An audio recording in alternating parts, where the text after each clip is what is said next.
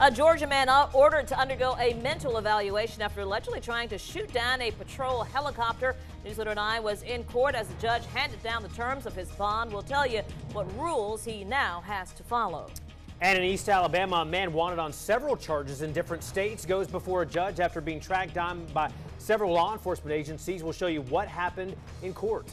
Plus, officials tell us what happened on a dark Georgia highway that left a man dead. Find out what clues may have been left behind at the scene. Good Monday evening. Thanks so much for joining us tonight. I'm Barbara Goche. And I'm Jason Dennis. Topping our news, after spending the weekend in jail, a Talbot County man is heading home, but with restrictions. James Farmer was back in court this morning. He's accused of trying to shoot down a Georgia State Patrol helicopter last week. News Leader 9's Brittany Dion is following this case for us. She joins us now with new reaction and details on Fryer's bond. Brittany?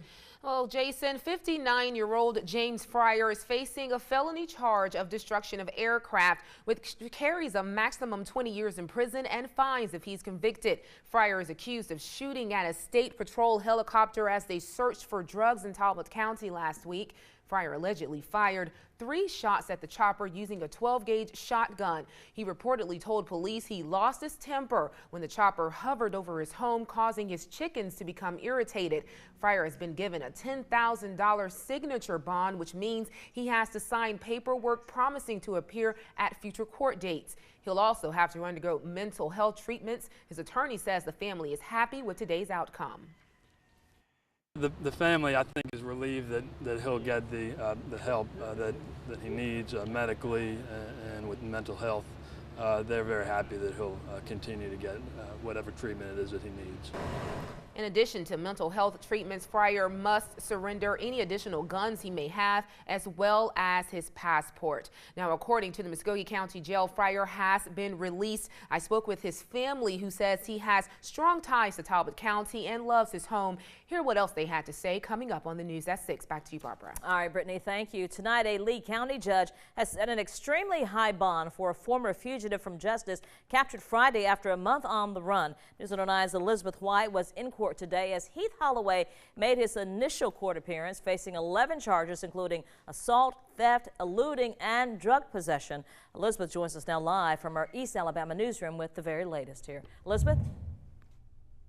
Well, good afternoon, Barbara. Late this afternoon, Judge Steve Speakman, believing Heath Holloway to be a flight risk and a danger to society, set a $1 million bond in his case, adding that the first $75,000 of that bond needs to be presented in cash. Holloway faces some 30 charges in both Alabama and Georgia, including assault, attempting to elude, leaving the scene of an accident, theft, and drug possession. Holloway looked stunned when he was handed a $1 million bond.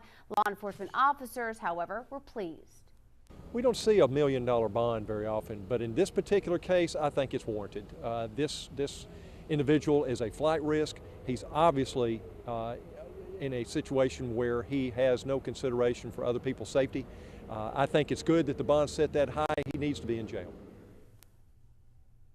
Now, Holloway was captured on Friday in a massive multi-state law enforcement search. Sheriff Jones says as a fugitive from justice, Holloway got into several chases with police, and actually in one of those car chases on May 10th, Holloway ran his vehicle into a family's vehicle, causing minor injuries to several people inside that car. Sheriff Jones is thankful, he says, all circumstances considered, that no one was seriously injured in his capture. Meanwhile, Holloway's next court appearance is set for July 9th, so a lawyer can be appointed to him. Now, Holloway's next court appearance, like we said, is on the 9th. And also, we want to let you know, Sheriff Jones says it was the public and tips from the public that allowed Holloway to be captured. However, he says investigators believe while he was on the lam, several of his acquaintances may have helped him escape police efforts to arrest him. We're going to have much more on that part of the story tonight at 6. Reporting in East Alabama, Elizabeth White, News Leader 9. Thank you, Elizabeth. Interesting case. The Georgia State Patrol is investigating after a man is killed overnight in a hit-and-run accident. News Leader 9's Janine Donaldson spoke with officials today about what happened. She brings us the very latest now from Harris County. I'm here on Interstate 85 outside of the Georgia Welcome Center, standing in the spot where police say a man was struck and killed around 3 o'clock this morning. Georgia State Patrol confirms that the pedestrian was struck and killed by an unknown driver who left the scene. The man's body was found about a quarter-mile down the road. Troopers say it's not clear whether the man was dragged by the vehicle, but they do say evidence left behind may help them find the runaway driver. Some of the evidence of the vehicle was left on the scene, and the evidence that we did find indicates that it could be a 1997 or 2003 Pontiac Grand Prix. The Georgia State Patrol has taken over the investigation with the assistance of the Georgia Bureau of Investigation. The man's body has been picked up by the Harris County coroner. Now, Sergeant Raines says it is illegal to walk on the interstate, and we may never know why that man was out here, especially during that time of night. From Harris County, I'm Janine Donaldson for WTVM News Leader 9.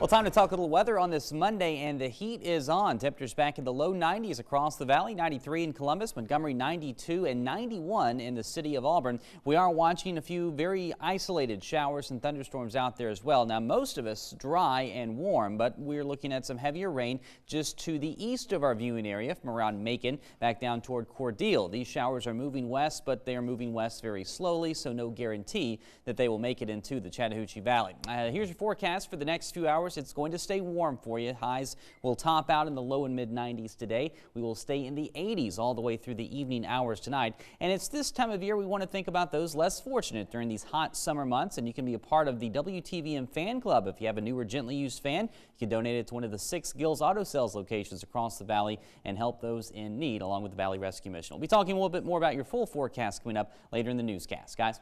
All right, Derry, thank you. The Muskogee County School Board district set to make a final vote on its budget for next year. News 9's Dante Renzulli joins us live now from the Public Education Center with more on tonight's planned vote. Dante? Thank you, Barbara. Yeah, we're getting ready for this meeting to get started. At the forefront of the discussion is, of course, the budget for the next fiscal year, and that includes the laid-off teachers that we've been talking about. Now, the last formal figure that they've announced stood at 69. However, the superintendent indicated at the last meeting that that number could be going down. We don't know exactly how much. We're hoping to find out today.